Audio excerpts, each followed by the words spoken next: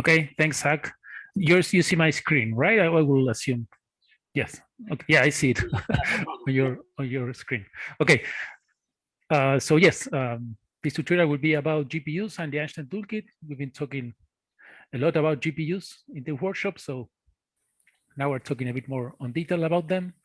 And we've been designing this tutorial along with this team. And just a brief outline, I'm going to give an introduction about GPUs in general and about modern codes like the ones that we've been discussing already, AMReX, CarpetX, AsterX. I hope they are familiar to you already. And then Lorenzo will be actually getting into the code and showing the syntax differences between Carpet and CarpetX, so you can port your applications to CarpetX.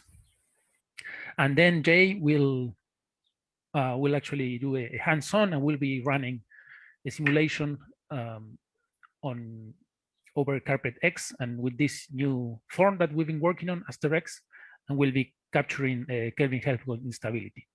So yeah, this is the outline. Let's start from the basics. So what is a GPU? For those who don't know. So GPU stand for graphic processing unit. And the first thing we want to clarify is that GPUs are not an alternative to CPUs.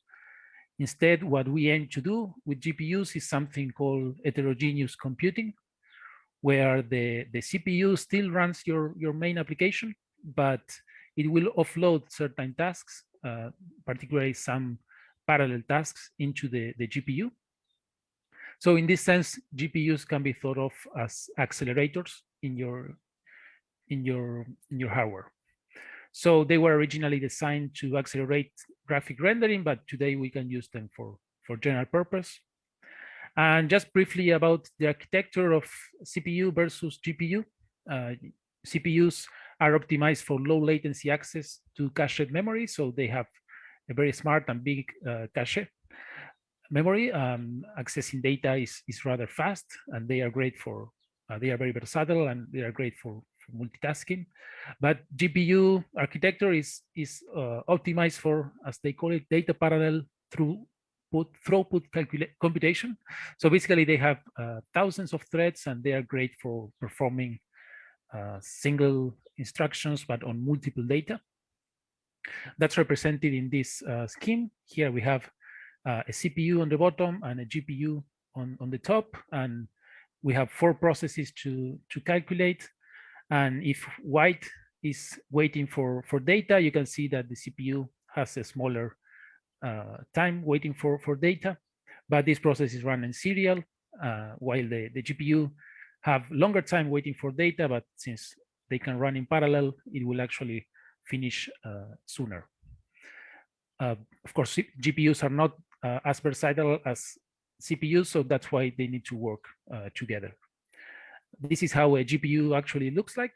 This is actually the NVIDIA T4 Tensor Core GPU. This is actually the one that you used in the last tutorial, and the one that you will use in this tutorial as well. So just to motivate on why GPUs are important, in the last couple of weeks, we reached a new milestone in high performance computing. The US Department of Energy Oak Ridge National Laboratory reached 1.1 exaflops operations. That's more than a quintillion, I think, operations per second, and making this the fastest supercomputer in the world. And what I want to emphasize is that this relies on GPU parallelization. I understand that each of these nodes have 4 GPUs on them. So yeah, GPUs are a big thing today. So another word that's around the GPU development is CUDA. So we also want to clarify what is CUDA.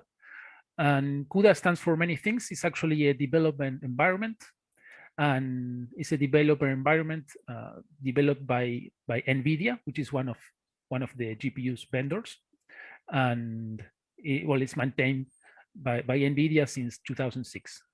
CUDA provides a lot of great tools, particularly they provide extensions to high-level languages like C, C++, Fortran, Python, so you can extend your code to run on a GPU.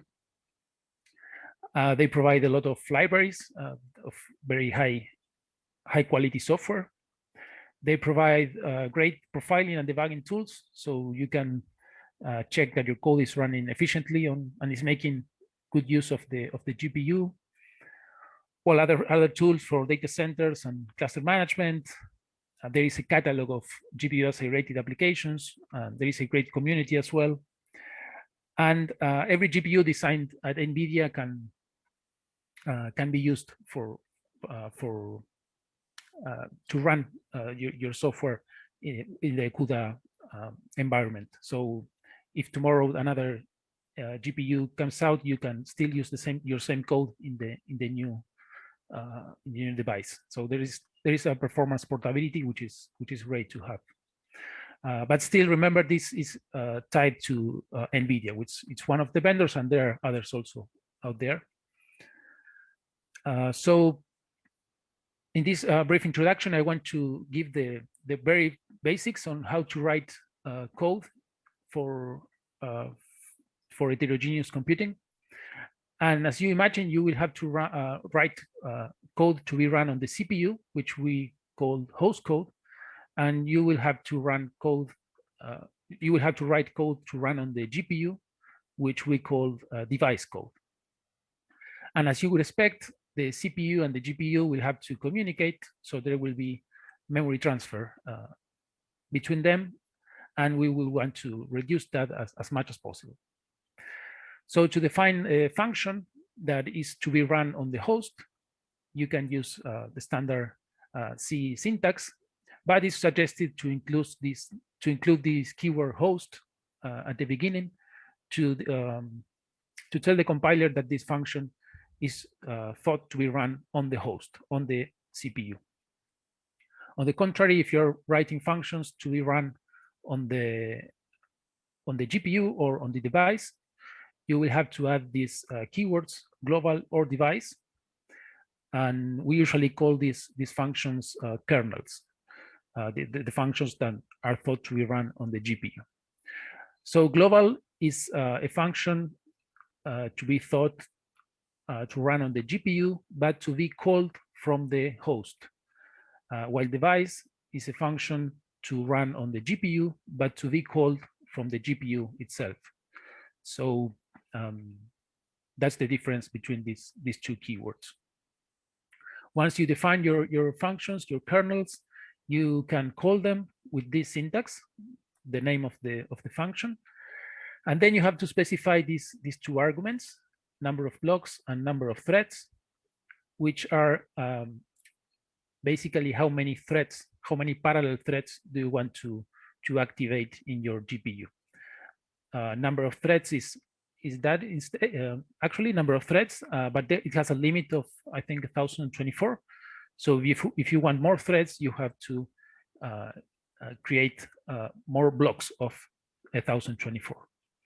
We won't get into much detail, but we want to show you a basic GPU software. So in this example, we are going to add two vectors together, two vectors A and B, and so we can get the sum of them, that we call them C, and we want to calculate this sum in parallel, so each thread in the GPU will calculate one of the components. So the basic idea is that you have to initialize your data in the CPU. Then you have to transfer the data to the GPU. By data, I mean A and B. Then you can run your functions or your kernels in the GPU, basically calculate C. And then you can transfer the data back to the host and reclaim memory, both from host and device. So that's what this code does. And just to show you how it looks. So we initialize some pointers. for the arrays A, B, and C, but also for the device arrays A, B, and C. So this D underscore means these pointers, these arrays will live in the device, in the GPU. Then you allocate memory for A, B, and C in the host, in the CPU. You initialize these arrays in the host, and then you proceed to the GPU. With this CUDA function, CUDA memory allocation, you can allocate memory in the GPU. Remember here we allocate it, but on the host. So we also need to take some memory in the GPU. Once we have the memory, we can copy the array A and B into the device A and B. That these two will live in the GPU. And we actually specify that with this keyword CUDA memory copy host to device. We have to tell the direction of this copying. And once the data lives in the GPU, we can call this function device add. We ask for 64 threads because that's actually the dimension of the vector. And we will see how this function is defined in a minute. But after the calculation is done, we need to copy the result back to the host. So we use the keyword CUDA memory copy device to host this time. And we can print the output once we are back in the host. Finally, we free the memory both in the host and in the device with this function provided by CUDA. CUDA free DA, DB, and DC. Let me show you how this kernel is defined. Is here. Remember, we have to include this keyword global because this function is called from the CPU, but it's running on the GPU. So that's why we need this keyword. And basically, we calculate the vector C equal to A plus B. But the important thing here is that we are getting the indices of this vector by this keyword called thread ID x.x, which basically is running from 0 to 63 for each of the threads in the GPU. So these are also keywords provided by CUDA and allow you to run on parallel. So this is a very simple example of a CUDA program. Well, actually, we compile this code with NVCC, which is the compiler provided by CUDA. We use the standard syntax, and the result is, as you expect, the sum of these two vectors. We initialize each component by the indices. We keep it very simple. And well, sorry. So yeah. So as you can see, the writing software to be run on the GPU can become complicated, a bit clumsy. You have to take care of both memory in the host and in the device, and you have to be very careful about that. There are many more examples. If you're interested on CUDA basic examples, you can check out this GitHub from NVIDIA. But the good thing is that to write software for the Einstein Toolkit, you don't have to worry much about these keywords. It's very important to have these concepts present, but you don't have to worry much about them. And that's because we relied on great software that's been written. In particular, we start with AMReX. We've been already talking about this today. It's a software framework for massively parallel, block structure, adaptive mesh refinement applications. It's been developed by national labs here in the US as part of the exascale computing project. And they have very important and very modern and convenient features like C++ and Fortran interfaces, well, several dimensions, support for several dimensions, cell center, face center, edge or vertex centric data, and yeah, all these key things that we've been talking today. As we're most interested in this tutorial, they have performance portability. You can use this code in parallel with flat MPI or hybrid MPI plus OpenMP, or hybrid MPI plus GPUs, either by CUDA or other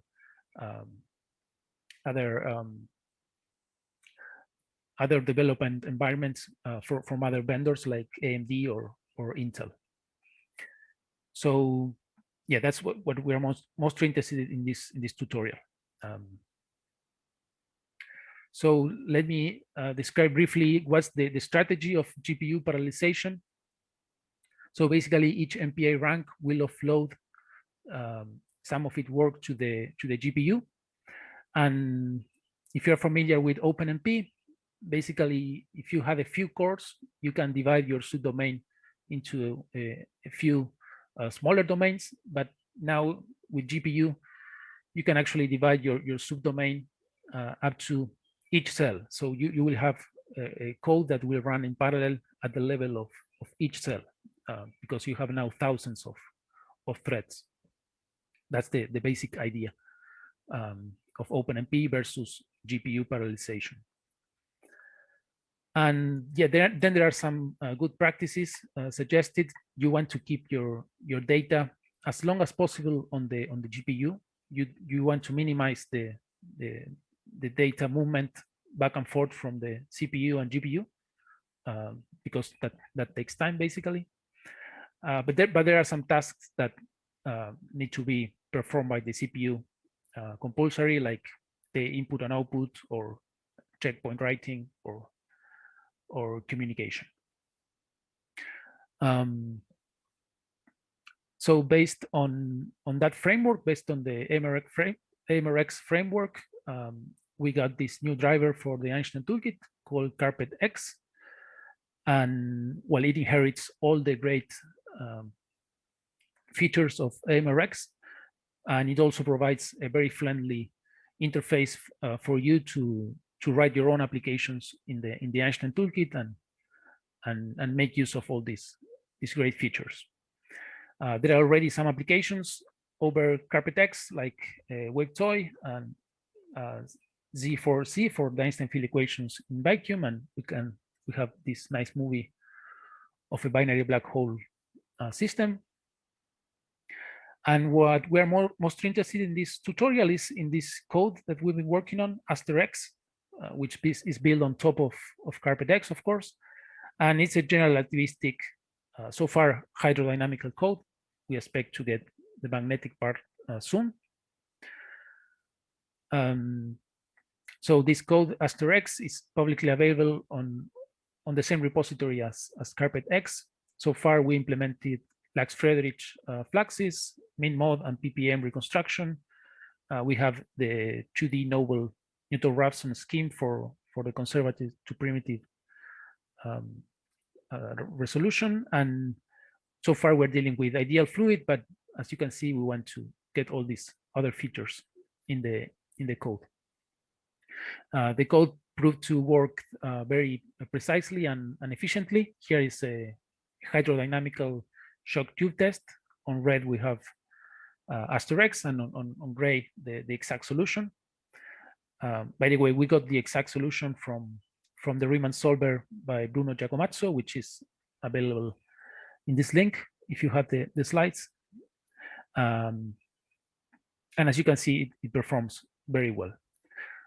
I actually want to show you this. Sorry, let me go to full screen. So this is another test done with AsterX, and here we have different densities and for initial data, and also different velocities, one opposed to the other. So the idea is to develop a Kelvin-Helmholtz instability. And as we will see in a minute, the code captures that very well. But I also want you to take a look at how the resolution will adjust to the physics. So as you can see, the Kelvin-Helmholtz develops, and the resolution follows the physics, right? And that's one of the great features of CarpetX, and that we're exploiting here in AsterX. This is the test that you will run later in this tutorial.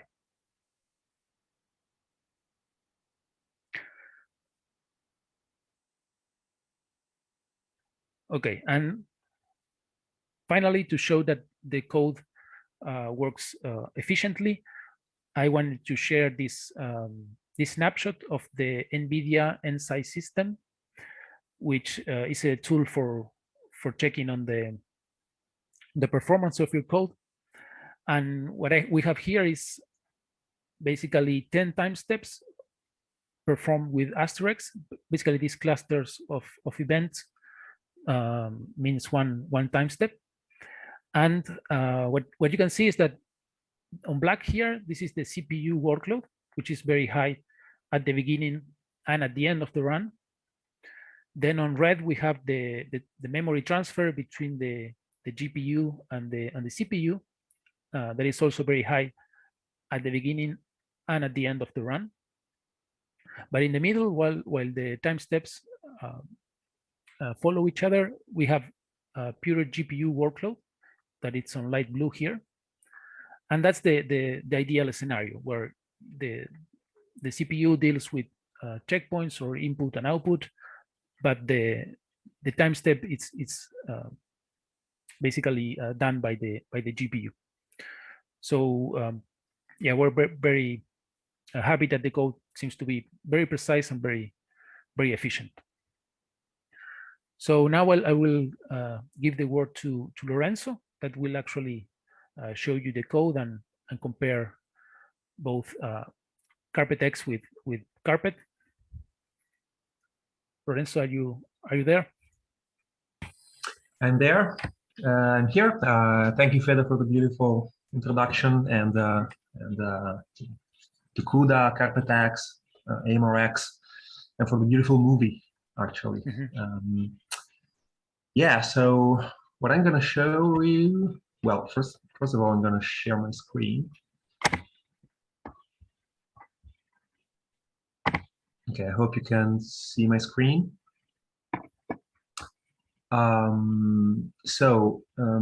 There is what I'm gonna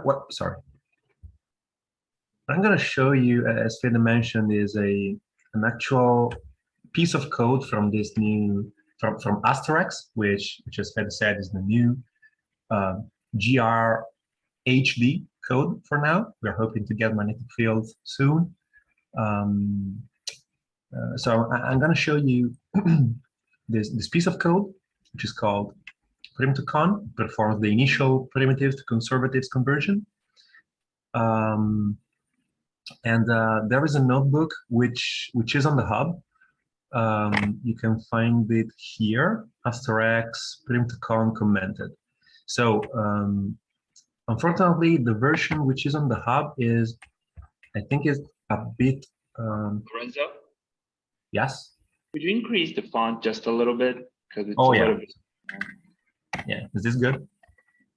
Yeah, it's much better. Thank you. Okay. Sorry about that. Yeah, I was saying the version of the notebook which is on the hub is not fully updated with all the all the details of the things that I wanted to tell you, and it also misses a bit of an introduction about what a prim2con is. So I'm now going to show you an updated version which is not on the hub yet. I think we can update. I think we can upload this maybe to the Einstein Toolkit website, the workshop website. Like, I don't know, here maybe. So you have it as well after the workshop. But yeah, in any case, the differences are not that many.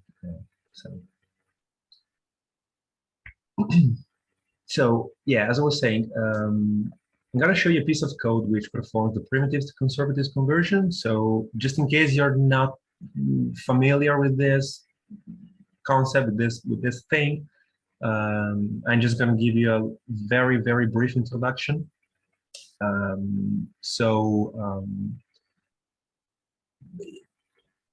Usually when you do hydrodynamics, you want to cast your evolution equation in Fock's conservative form, which means in a form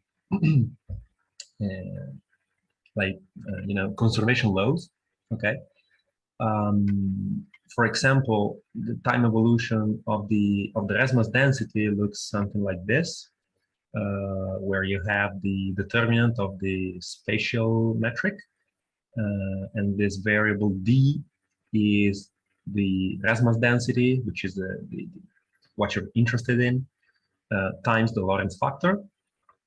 And so you have the time derivative of this quantity here, plus the divergence of, essentially you have the same quantity multiplied by the coordinate velocity, this variable I call v tilde, which is the lapse times the usual Valencia free velocity, fluid free velocity, minus the lapse.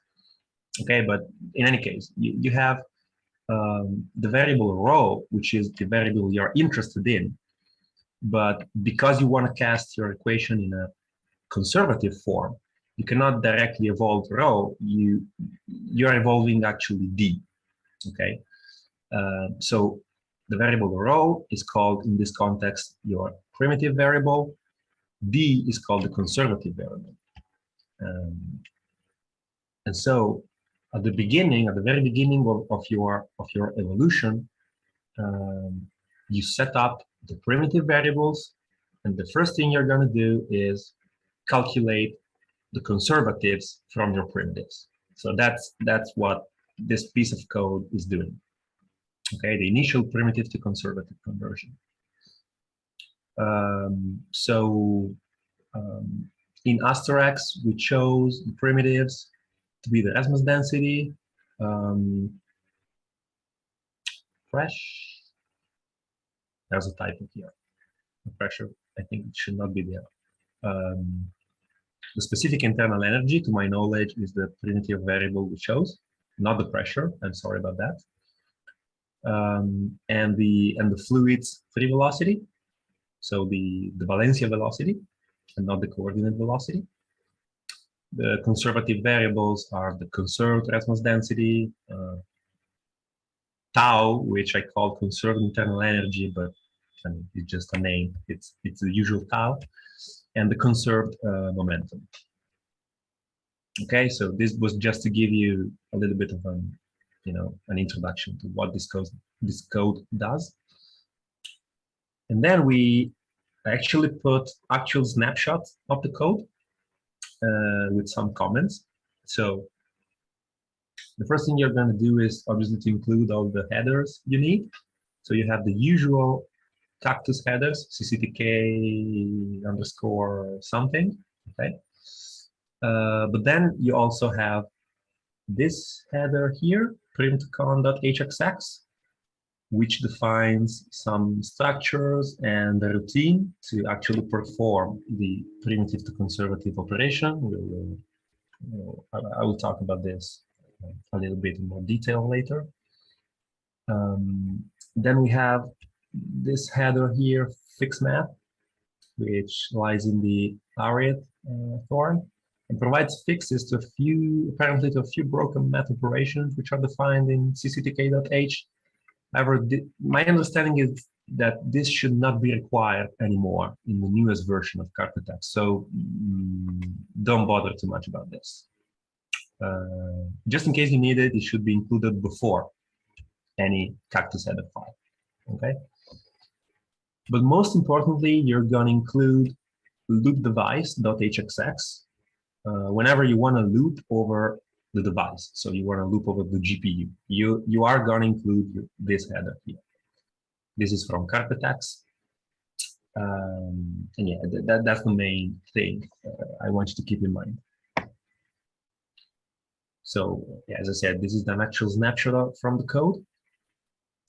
And the first thing you're gonna do is to declare a function. In this case, we have a scheduled function, which is called AsterX print-to-con initial.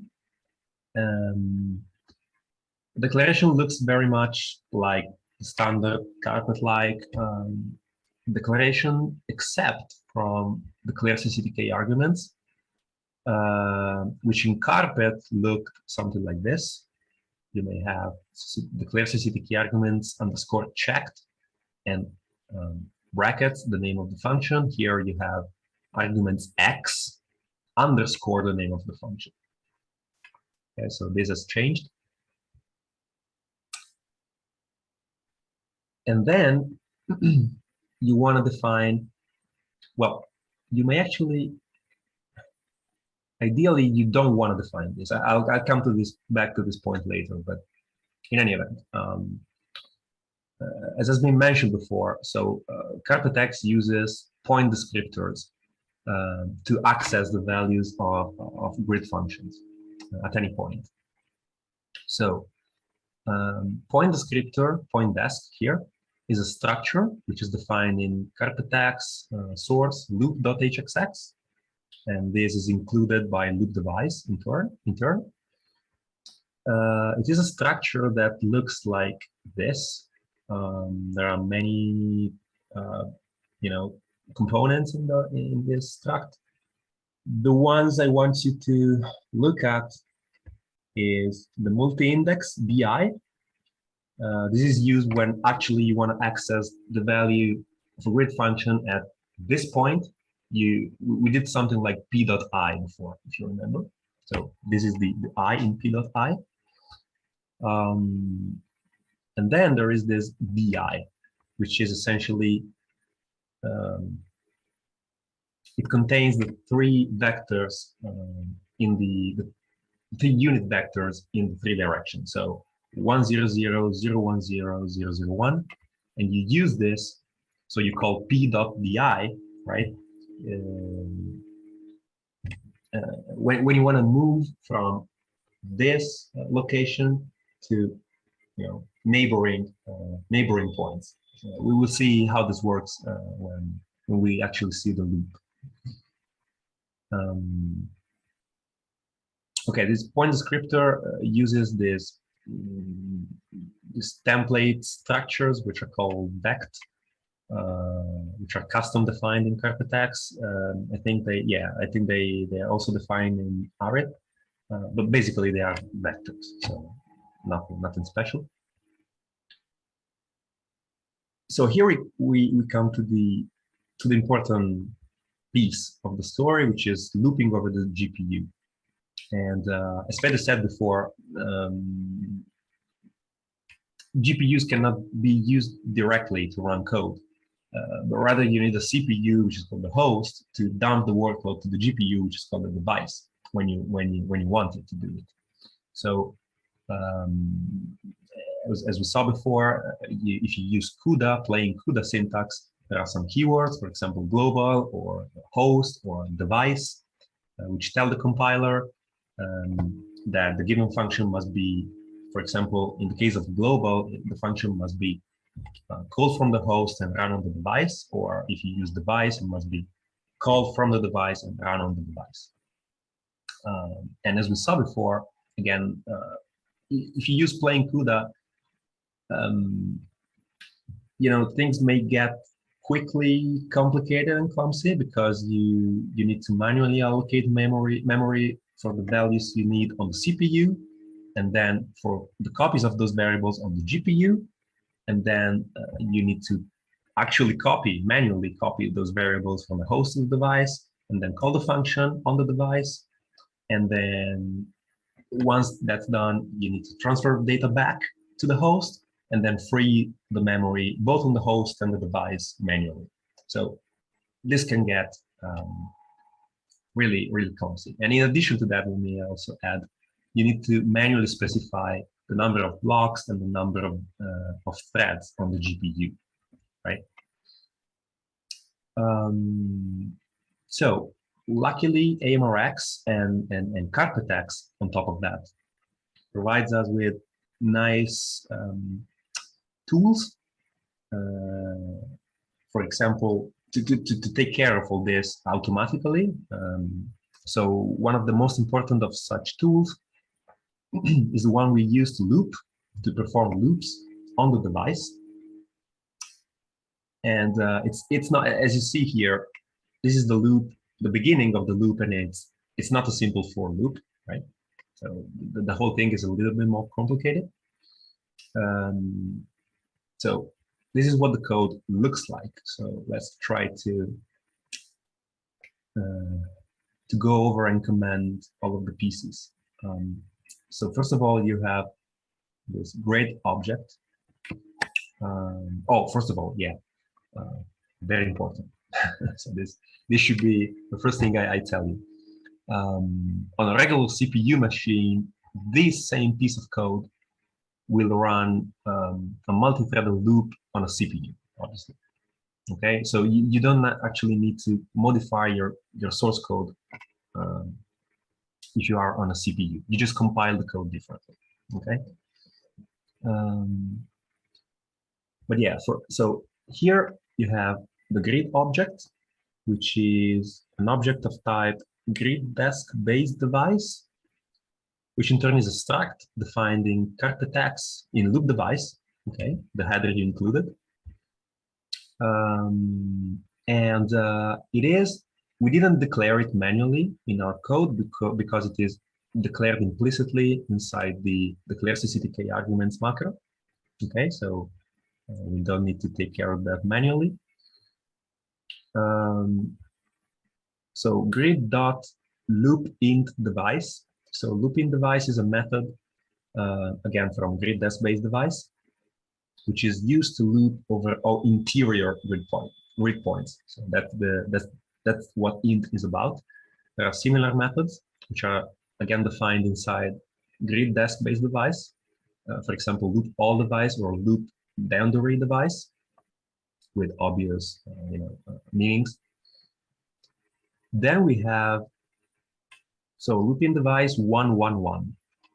This means that the loop is to be performed over cell centers, and likewise you would say 000 to loop over vertices, or change those numbers to 1 or 0, depending on if you want to loop also over edges or faces.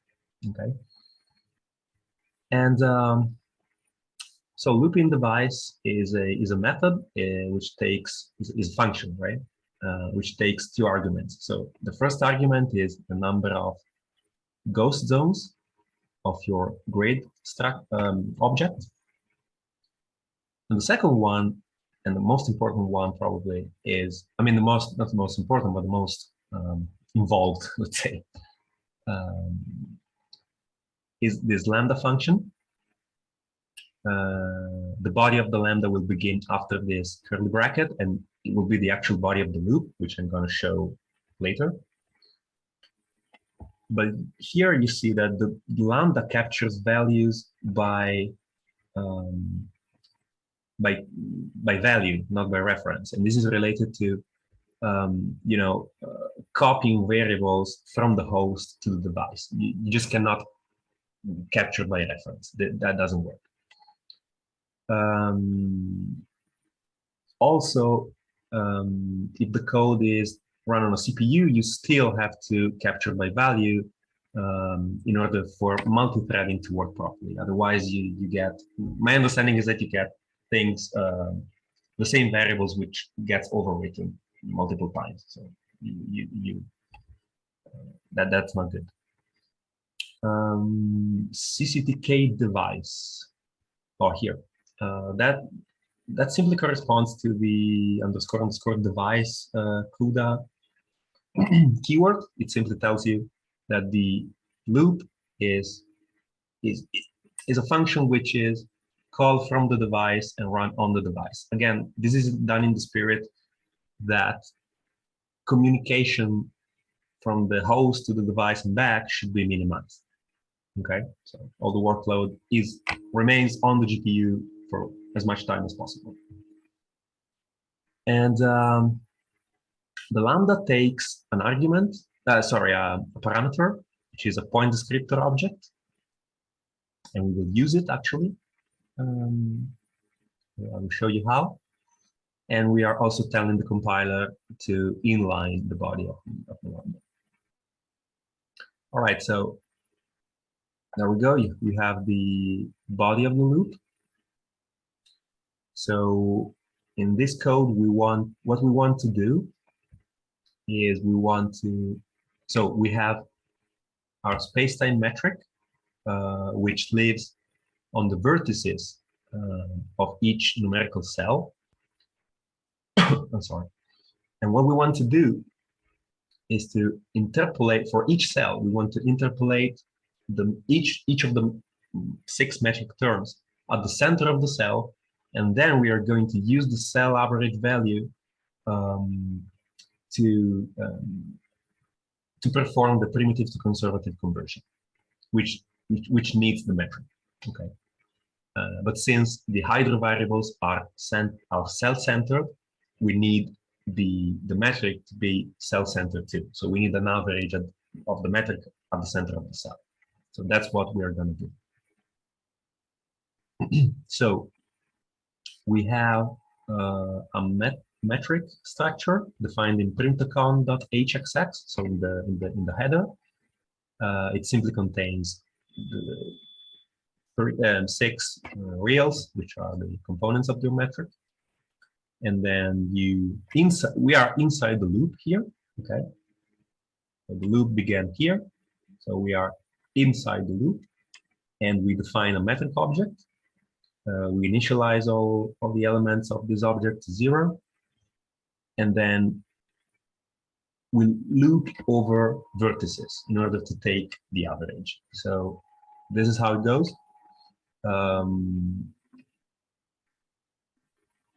GXX, GXY, etc. On the right-hand side are grid functions.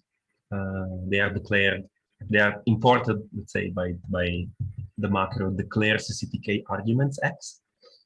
And the way you access the value of this grid function has changed quite a lot compared to Carpet. So in Carpet, you would do CCTK, grid function index, 3D, whatever. Here you do quite a different thing. So P.I means, so let me say, all those grid functions are the metric. So they are vertex centered. So P.I gives you the index of, I think it is the top left vertex of the current cell. Yeah, the top left vertex. And as you loop over those dk, dj, di, which can either be 0 or 1, you are effectively multiplying this by di0, di1, or di2. So big di, if you recall, so big di0 is the unit vector in the x direction, di1 in the y direction, di2 in the z direction. So as you loop, you are moving one index in the x direction if the I is 1, otherwise you're not moving in the x direction, etc. Okay, depending on the values of little di, little dj, little dk. So you are really summing up all the values from the vertices. And then obviously you divide by 8 in order to take the average at the center of the cell. So this is the new syntax. This is how you should be accessing grid functions in CarpetX. Just a comment here. Ideally, you would like to do, so big I is an element, is a component of the structure of P. P is a point descriptor, so it's a structure, and I is a component in it. Di is a component in P too. Unfortunately, you cannot just call P.di0, P.di1, etc. The reason for that, and that's the reason why we actually defined here, di is point desc con di. So ideally, this declaration should not be necessary. It's not totally clear to me why p dot di doesn't work. Maybe Eric, can you comment on this? Yeah. So p dot di is a static member of the struct, and that means it lives in main memory, not in the struct. So when the struct is copied to the GPU, p dot di is not copied, and the device then fails accessing the main memory. Oh, it's a weird CUDA thing. I see. Okay, thank you. Okay, so bottom line, you will always, I think, declare a di variable outside the loop and then use it like this. So no p dot di.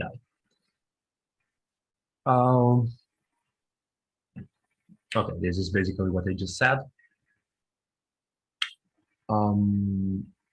Yeah, and then you you actually, once you have the values of the metric at the center of the cell, you actually want to do the prim to con conversion. So the way we do this here is we have structures prim and cons defined in the header, I think. Yes, defined here, prim to con.hxx. And you set they look like this, right? In the prim structure contains the primitives, which are reals. The cons structure contains the conservatives, which are again real numbers. And so you set those numbers to the values of the corresponding grid function at this location. So now p dot I now means the center of the cell, since the primitives, the hydros, are all cell-centered variables. Okay. So you see p dot I can mean different things depending on which type of grid function you're accessing.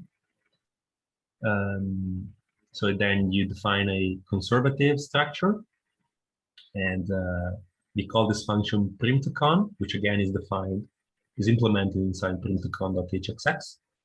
You feed this function with the cell averaged cell-centered metric primitive, the conservatives. It will compute the conservatives from the primitives and the metric.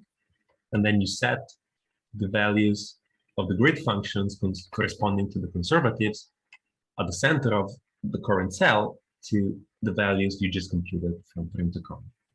And this concludes the work. That's the only thing. That's what the prim to con.cxx does. Okay, so this is the end of the source code. Let me just comment on, yeah, as I said before, in Carpet, the whole business here will look quite different, especially the way you access the grid function. So I just for comparison, I put a code snippet of how it would look like. So again, you would define a metric structure, and then you will loop over ijk. So there is no p dot I in plain Carpet. You would use cctk lsh to access internal grid points, and you would initialize as before the metric, and then you would look for the indices of the vertices of the cell with the usual macro here, and then you would, as before, do something. You use those values to, for example, to perform the prim to con. And I think that's about it. Just let me stress once again, since I put this here, that when you schedule this routine, so this routine was a scheduled routine, right? Okay, this is a scheduled routine. So when you actually declare it in schedule.ccl, remember that it is compulsory in CarpetX to add reads and writes statements. So it is not permitted to avoid it. And yeah, so this concludes this piece of the tutorial. If there's anything which is not clear, go over it. Otherwise, I will leave the word to Jay.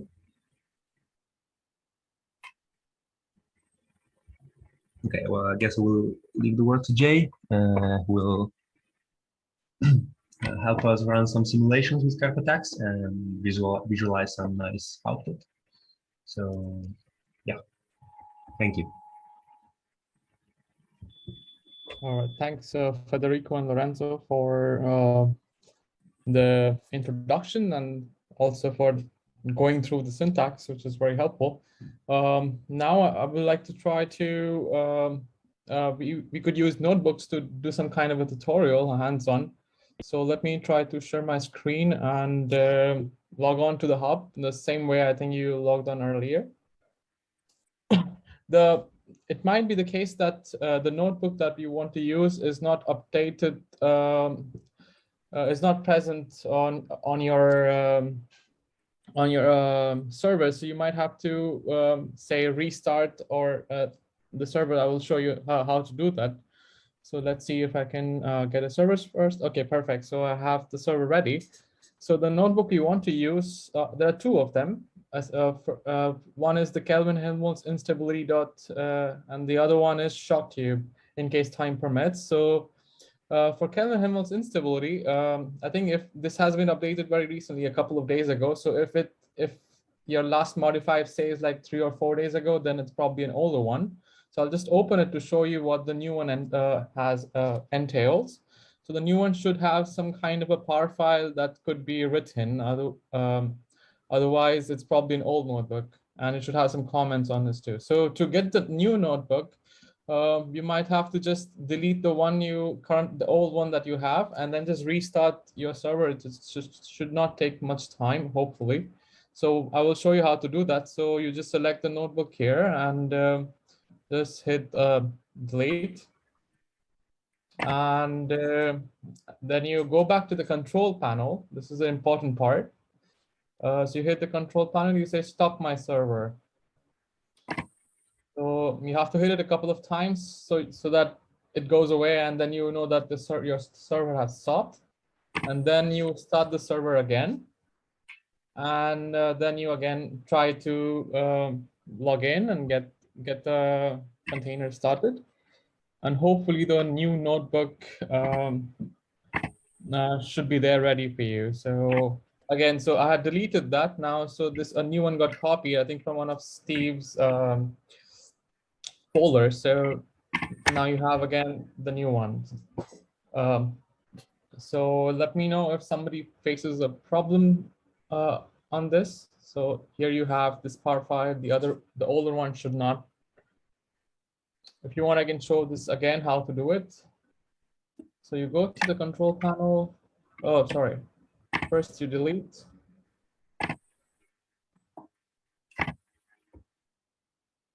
Then go back to control panel. Then you stop your server and start the server again. And then hopefully you should be able to get in soon. Okay, so I see that now it's taking up some time.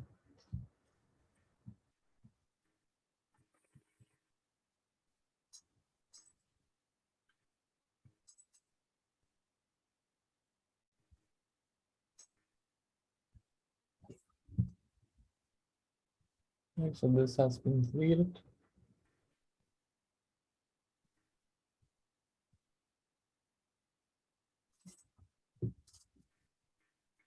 All right, so assuming that this worked for you and you have the new notebook, but let me know in the chat if in case you still face any problems. So in this tutorial, we would try to simulate this Kelvin-Helmholtz instability jet. So what exactly is Kelvin-Helmholtz instability? It's a fluid instability, essentially, which can develop across fluid interfaces in the presence of like a tangential shear flow. And this could produce these vortex-like structures. And in numerical simulations of astrophysical scenarios, so it is sometimes quite important to capture this effect. Because, for instance, for example, in a binary neutron star merger, when the cores of the two neutrons are collides, you can have this Kelvin-Helmholtz instability-driven turbulences, which could amplify the magnetic fields. And so this is why this could be very crucial. So, but to test for a numerical test for a code, this can be such a simulation can be performed based on a temporal or a spatial approach. So maybe I just quickly show one slide to make you understand what are these two different kinds of approaches. So the first here is what I was talking about was this is the binary neutron star merger, and you see that during the merger these cores collide and these vortex-like structures can develop, and which can amplify the magnetic field to a couple of orders of magnitude or even much higher. So it's a very fundamental instability and very crucial instability in that aspect. So which we would like to capture. And in that regard, I think AMR with CarpetX could play a very interesting role to see if we can use such a technique to actually capture it effectively. So what I was talking about for a numerical simulation, when you want to perform such an instability test, there is a temporal approach where you have a domain which has periodic conditions and with strip layers, and then you can have the instability along the two at the slip surfaces develop, and this is what happens in a temporal approach. While in a spatial approach, you have like an inlet, and you perturb the the velocity in a tangential direction, and then you can develop this instability in a spatial approach. So we will focus on the temporal approach instead in this test. So coming back to the notebook. So here for the grid setup, basically for the test setup, I basically used the initial data that is from Springall 2010. So you can find more details there. So this is a 2D test, and what we essentially want to do is set up some initial conditions and then let the GR-HD code AsterX do the job and evolve the system and see if such an instability can develop in time or not. So the grid domain is as such in X and Y, -5 to 5, and we have periodic conditions along X. And then, as I showed earlier, there is a strip source. There is a strip between in between this in the domain. So with the different density, rest mass density, and velocity. So it's going in a positive X direction, and there's above and below the slip surfaces. You have a different density and a velocity in opposite direction, and along X. So. And the VZ is set to 0, everyone, and gas pressure is set to 2.5, and we use idle gas with gamma equals to 5/3. So you have essentially these two slip surfaces where you have contact discontinuities. And to induce this instability, we excite a mode, we basically put up Vy, the Y component of the free velocity, by this expression. And the amplitude is set by this quantity W0, and the sigma is for this for the exponential is set as this. And these are fine-tuned parameters such that you can see the instability in the time scale of few minutes instead of which could take hours or days, depending on how you set these parameters. So the first simple step is I'm assuming that you already had a Cactus installed based on Steve's instructions in this previous tutorial. So all you need to do is go to that folder. So this cactus folder should include the CarpetX, all the CarpetX thorns, essentially. And then you have the par file, which where we have to activate certain thorns, and I'll describe some of them and what they do. For example, ADM base provides storage for ADM variables. The AsterX is the GRHD code that we are using. CarpetX, then the initial data that has been set for this test is through this KH initial thorn, and which we will quickly have a look at. And then you have the ODE solvers, which solve these, which was talked about before, instead of, they can be used instead of MOL. And for example, you also need TMU base. And then this test is in Unigrid for now, and using 256 grid points. And for example, you have to set precinct mode to mixed error, has been talked about, and you say Poisson value, undefined values to no. I see that there is something on the chat, so let me check. Oh no, that was yeah. So yeah. That's a good point. That with Federico, that if you don't have Cactus installed, you could run the setup Cactus notebook first, and then it should take a couple of minutes to unzip the Cactus, and then you just need to build it. It's already a pre-built version, essentially. Then, as I mentioned earlier, this is a two-dimensional test. So you set X-min, X-max, Y-min, Y-max, and also along Z, you just need set a couple of cells.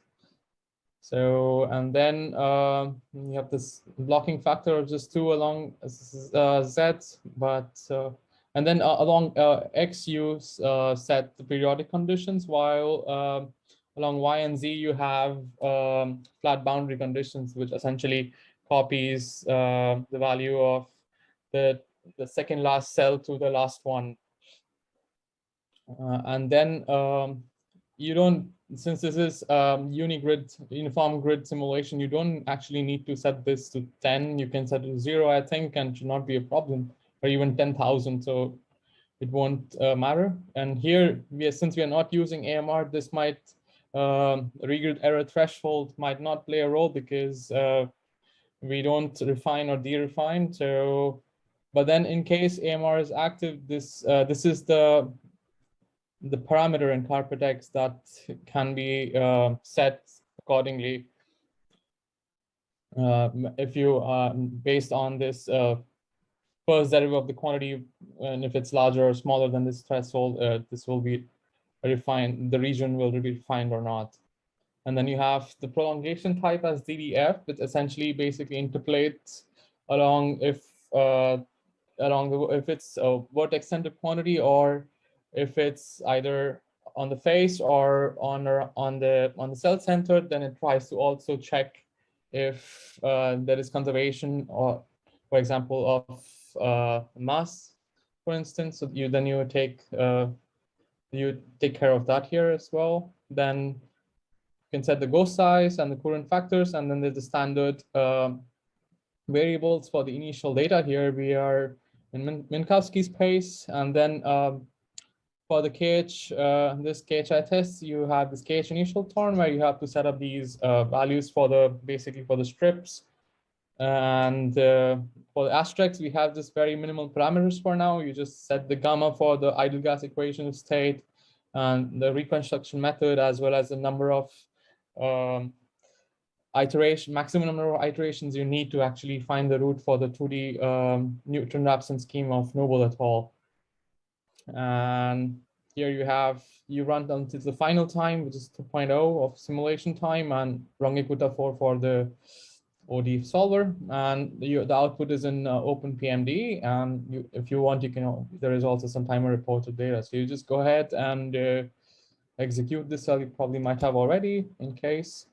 Then after the cell is executed, you could then just submit the simulation. And the second, this should say that, okay, this has been created. It's taking a couple of while, and probably the job is finished. And just to watch the output, you can also run the next cell as well, and has some details. It talks about the different iterations, the time it takes, and the runtime as well. And this is one refinement level. So it's level 0. It has 64 boxes and number of cells that it has. And this is the error file. And yeah, this is, I think that it's going all right. All right, hopefully for you too. Let's see. And so here you can also see that it's at some point you're also writing the grid variables and defining them as well. So this should go up to about 2.0.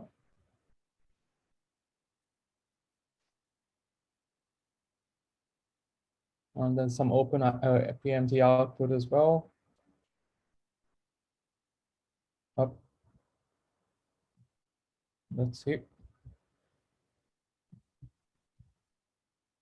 And this is also the timer reporter that can tell you how much time was spent on some routines or. So there's some timer reporter output as well. And hopefully it should be close to finish, or it's only 1.2. So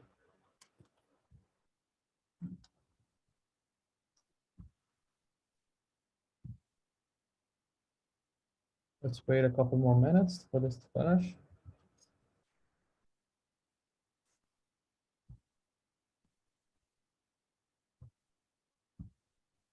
So in the meanwhile, I can already say a couple of things about, so the next step would be, so once the simulation finishes, you would like to see the output, right? So the way to visualize is that the simulation data can be saved in both silo format, as was mentioned before many times, which can be visualized via visit, or you can also save it in the OpenPMB format. So you have some links if you want to check it out. So for example, this OpenPMB format tells you a little bit about, it has a nice website. So if you use the space bar, you can tell you about some basic concepts, like what's the kind of data formats it uses, and what kind of data format it is, and how the physical quantities are stored. They're like stored in terms of records. They're all stored on a mesh, grid mesh, and then the components of these records are stored as arrays, and then there are some different attributes that are given to each record. And for example, there's some particle species. So there's some as an example for a record, you have, say for example, an electric field. You have the X, Y, and Z. Or if you have temperature, it's a scalar quantity, so you have just one component. And same for particle positions, X, Y, Z, and charge. So that's how what OpenPMD entails. So let's see if our simulation has finished already. Okay, so and we get this weird error from Yaska as well. So is there anyone still, for some people, is it finished already, or is it taking some time, or is anybody facing some problem in this first step of running the simulation?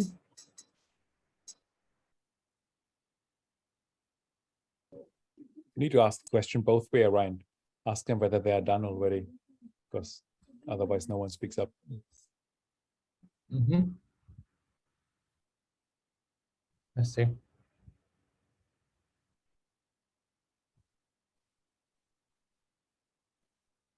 All right, I'm assuming it's working well for people, but yeah, just in case it doesn't, let me know.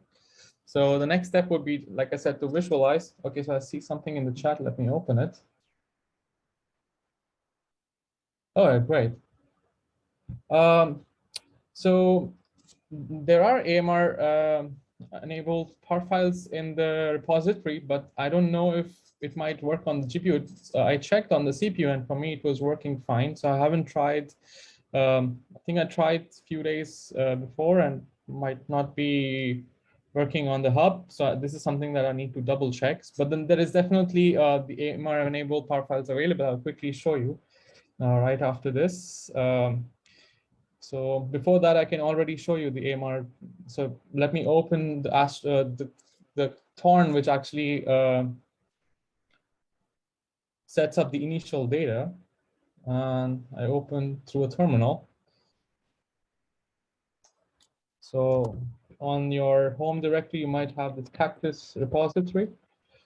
And within the arrangements, you have CarpetX, and then within CarpetX, you have the different thorns that we involve. So for us, interesting ones are KH initial, which sets up this initial data for this test. There is the AsterX thorn, and then there is also, if anybody wants to have a look, there is also hydro initial thorn, which also uses there's some couple of tests defined within there too.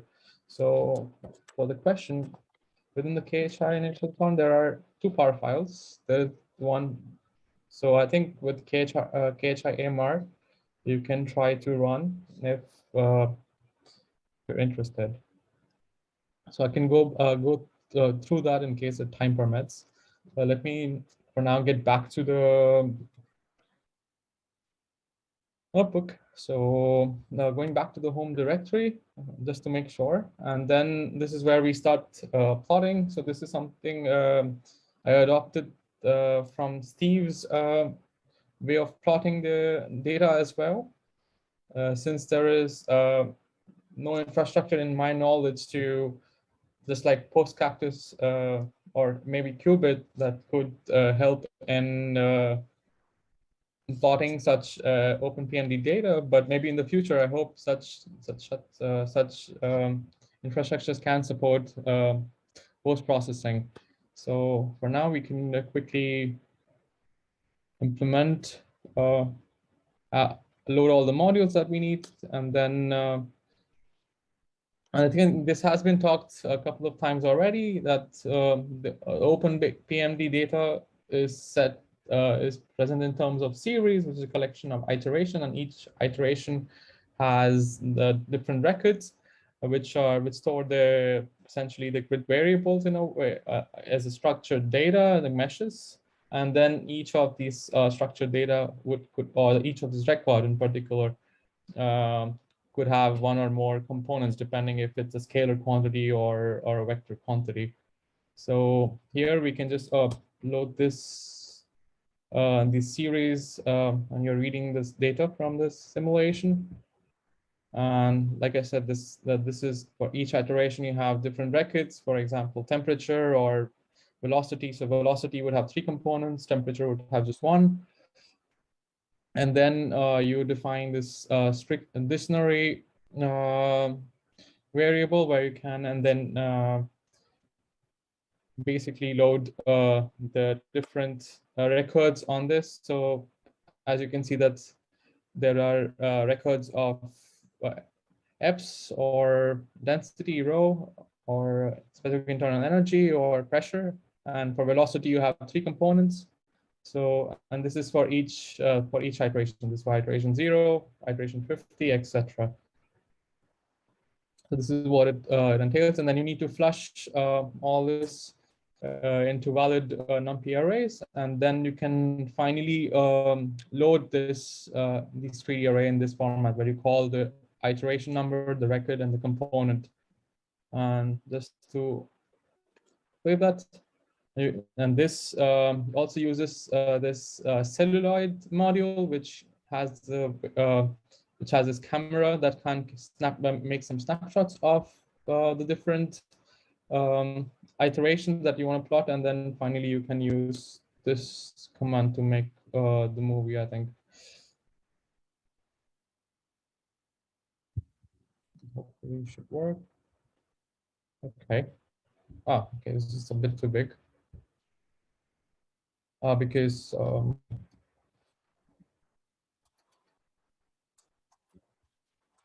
okay, well.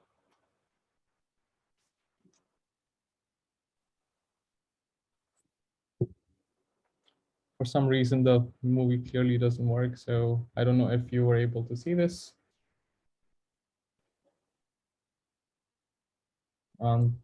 This eventually developed these 4-like structures.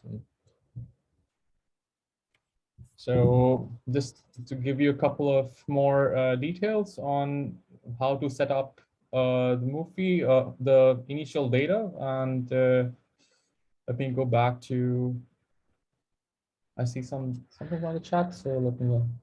Oh, great. All right. Can we enlarge this a bit more? Okay, right. All right, so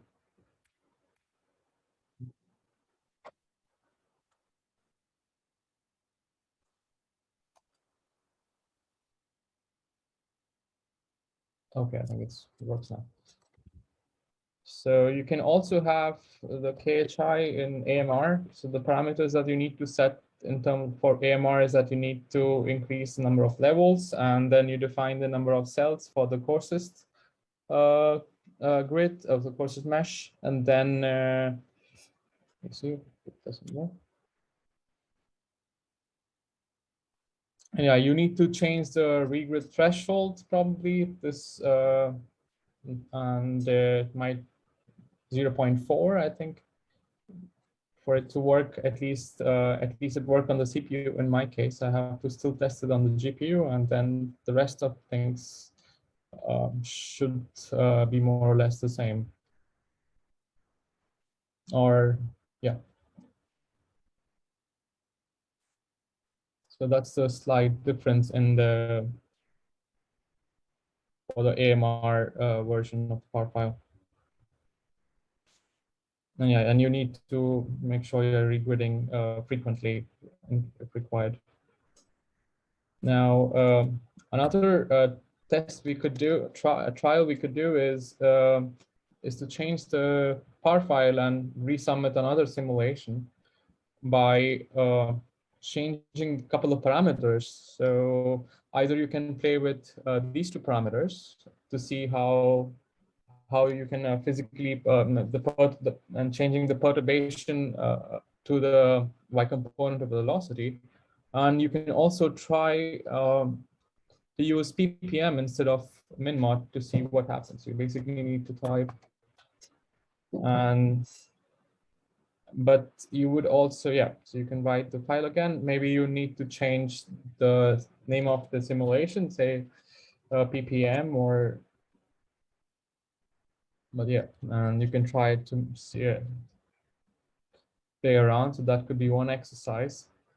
And also the idea would be to find some parameters that would break the code or give you some kind of an error, so that it would be helpful for us also to see if we can debug this, what goes wrong. So any kind of weird errors that you can produce, that would be great for us to also understand if the Hydro code is crashing in a weird way or not. So that was just a quick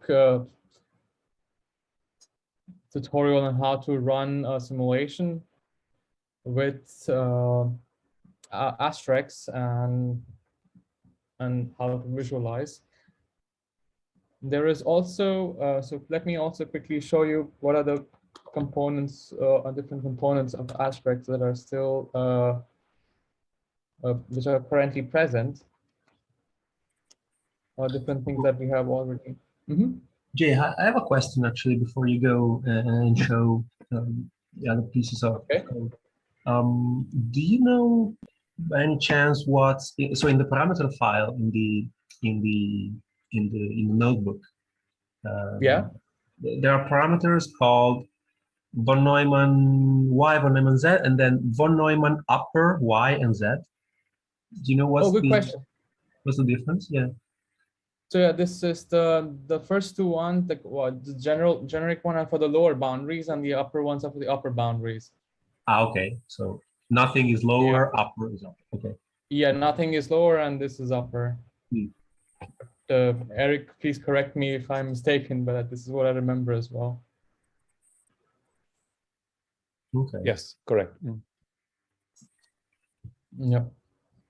Yeah, also maybe before you close the notebook, I wanted just to mention just about the, maybe the key things that you have to do in order to load and fill OpenPMD data in order to actually visualize them. Yeah, because the two core methods you have to call. I think load chunk, which is at some point, yeah, here. Yeah, because the whole thing in OpenPMD, I guess it's you can load, you can register, let's say, all of your data, of the data you want to plot, you want to load, and then you can flash all your data, so you can actually fill those arrays you are located with load chunk all at once. So in principle, Right. this should. So in the documentation, they say at some point it should be faster than loading small chunks and then flashing each chunk. But it should be nice to actually test if this is true at some point. Right. That was the whole point of bothering creating the dictionary and filling the dictionary by loading the chunks and then flushing all at once, right? Instead, you could actually do something much simpler, which is what Steve did in his tutorial, which is much simpler without any dictionary or whatever. Yeah. So it would be nice to test if it's true. Yeah, see which is more efficient, right? So yeah, something. Yeah, they sell it like this. But, I see. Thanks. All right, so just to give you some quick info on what kind of components have already been implemented in AsterX. We have the contour prim, which is basically just one currently, which is a noble 2D scheme. And won't go much into detail of this. You can already have a look if you are interested to see how it has been implemented. And then you have the fluxes, which are essentially solved by Lax-Frederiks for now, but we also would like to implement like HLLE, for example, flux solvers. And then you have the estimate error. This is basically what it does is this is just this takes the first derivative of any variable, say a primitive variable, for example, like density or specific internal energy, and checks. So it takes the first derivative around its grid point p dot I, and then checks if stores this in this grid function regrid error, and then I think at some point there is a check between if this value is more or less than this threshold error parameter, regrid error threshold. I think that's the parameter that's called, and if it's greater or not, depending on that, you refine the region and the grid points around it. So this is what estimate error does. But of course, we need better techniques to decide how to, in future, how to actually for refining or de-refining at a certain region. So this is something work in progress as well. And then you have the generic Primticon that Lorenzo talked about, the source code, and we're still working on this. And yeah, this is the basic skeleton of the code, and there is still a lot to be done. And that's about it. There is also another file which is called ShockTube. In case you would like to have a look, it does the same thing as what we did with Kelvin-Helmholtz instability, and produces again, this is a shock tube. This is the hydro version of pure hydro version of the Baltzara 1 shock tube. And yep, from my side, this is all. Yeah, if you have any questions or comments. And I think Eric also mentioned that if anybody wants to collaborate, come and join the telecons and contribute in any way, they're most welcome. So I will also paste the link of the repository. And this is where all the code is for CarpetX, including AsterX, and this is all open source. So let me just paste it on the chat. And yep, that's all. And one more thing, in case you would also like to download CarpetX on your laptop and run it on a CPU, do some kind of quick simulations, So there are some notes here on the wiki and how to get started and how to install CarpetX on your laptop. But in case, for maybe basically for Linux systems, I think there's some instructions there. Now let me try to open it. Oh, sorry. Went on the wrong page. Yeah.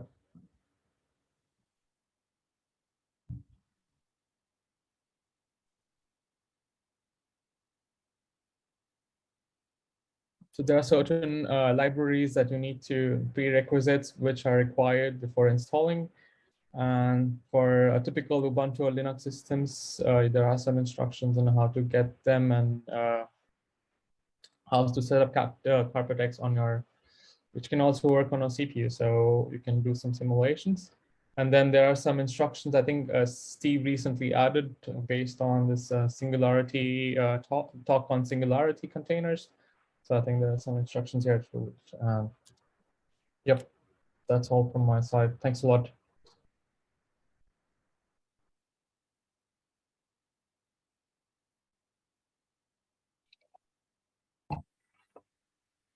All right, so does that conclude the tutorial?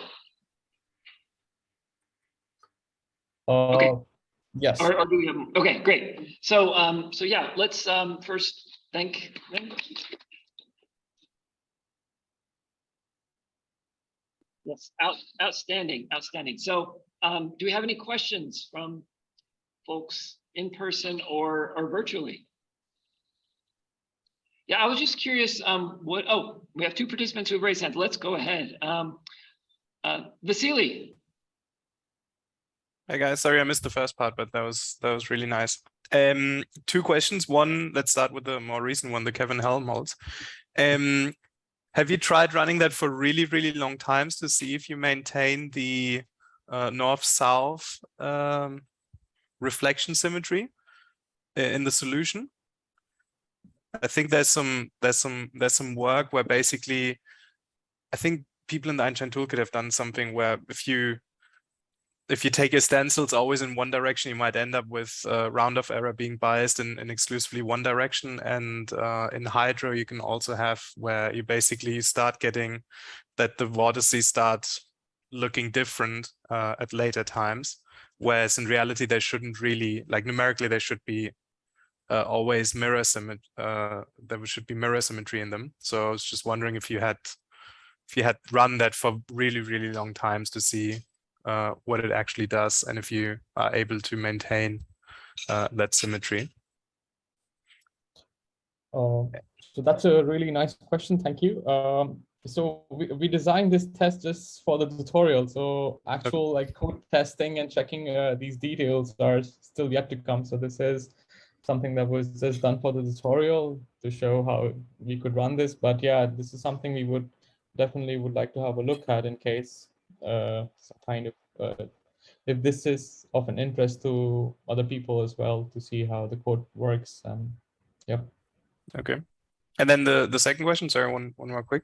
The AMReX backend with CarpetX, can you use AMD hardware out of the box, or are you still kind of married to CUDA in a sense? To my knowledge, AMReX supports CUDA hardware out of the box. I have not tested it. Okay. Yeah, that's what they mentioned in the documentation. If you go to like introduction of the AMReX documentation, at some point they mentioned like we support this and this and this and this. Okay. That would be interesting to see how it does. All right, great work, guys. Thanks. Thanks, Vasily.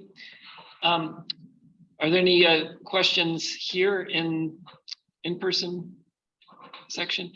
I just had a quick question, and that is, what is the current development focused on? Are you working on GRMHD yet?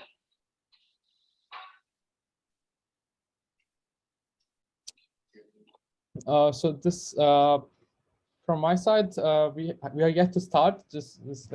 We're almost close to starting it because that's the part that is fundamentally missing. And on the other side, we also would like to have some EOS drivers. Currently, the code supports only ideal gas equation of state. It's a very basic implementation. So that can be, which could be helpful as well to test to perform such tests like simple TOV simulations. But yeah, I think it is of interest to also implement, I think, vector potential formulation for GIMHD. That's hopefully soon. Sounds great. Very excited to hear more about that as we approach that time. So, all right. Well, oh, there's this. Yeah, Lorenzo, did you want to make a comment? You had your hand raised. Oh, yeah. Thank you.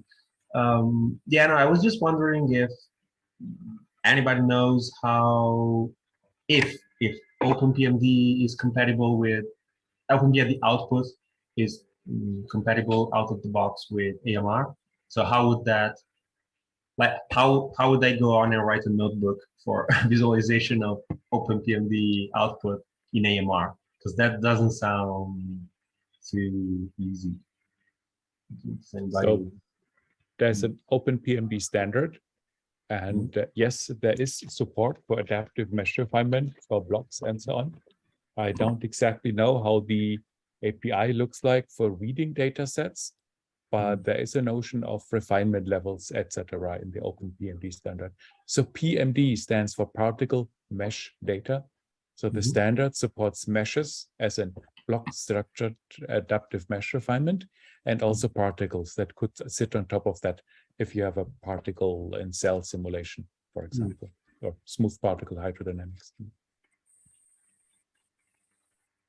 Okay. Maybe it would be simpler than in Carpet. In Carpet, we typically need something like PostCactus or CUDA to do the work, the hard work for us. Maybe this CarpetX would be, or and OpenPMD, maybe I could write my own script, maybe if I read the OpenPMD documentation in some detail. Yes, you should be able to. There's also a Python library for OpenPMD. Well, I guess that's what the scripts have been using. But of course, if you want to have things on top of that, the typical relativity visualizations or post-processing, then you still need to do that. But writing, say, implementing a reader in PostCactus for OpenPMD should be much simpler than implementing one for the homegrown HDF5 format that we use. Yeah. Okay, thank you. Yeah, Roland has a question. So for AsterX, you showed a little bit of code that had the metric in there. So what's the current status of actual GRHD support as compared to HD support in AsterX? Could I throw my neutron star at it and see if that works? All right, so I think I'm still working on this source file, so to compute the source term. So that is still halfway done. I'm still working on it. So I think once I have that ready, and then I would just need to port the TOV solver, hopefully from the Einstein Toolkit, to perform some TOV simulations. So this is like the very urgent next step that is missing. And after that, it should be able to perform TOV simulations too.